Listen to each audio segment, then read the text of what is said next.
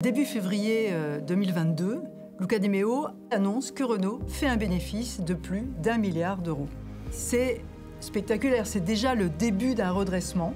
On n'y croyait pas, on pensait que Renault allait continuer à faire des pertes encore pendant quelques années. Tout à coup, on a tous les voyants verts.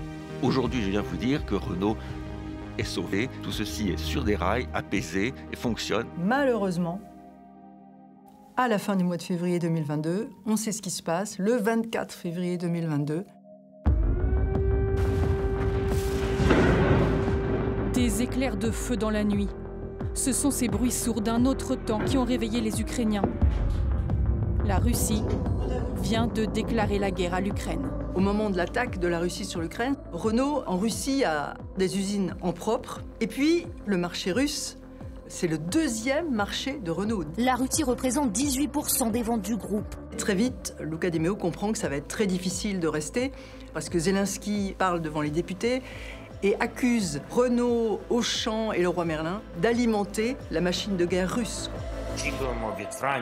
Nous attendons de la France que vous fassiez votre possible pour que la Russie cherche la paix et arrête cette guerre contre la liberté. Les entreprises françaises doivent quitter le marché russe. Sachant que 45 000 personnes du groupe travaillaient en Russie au moment où la guerre a éclaté. Et donc, le fait de quitter la Russie, c'est même pas une petite besogne. En même temps, le mouvement Anonymous va menacer Renault de faire une cyberattaque sur le groupe s'il ne quitte pas la Russie. En envoyant sur les boîtes mail de certains salariés de Renault des messages leur disant, grosso modo, qu'ils sont des collabos.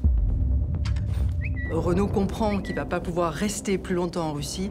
Nous étions dans une situation qui rendait notre vie quasi impossible. On n'était plus dans les conditions de pouvoir opérer une usine de voitures avec la complexité, la logistique, les pièces. Et que les sanctions internationales nous empêchaient même de rémunérer des équipes qui travaillaient pour nous en Russie. Et donc, il valait mieux être propre, prendre des décisions tout de suite.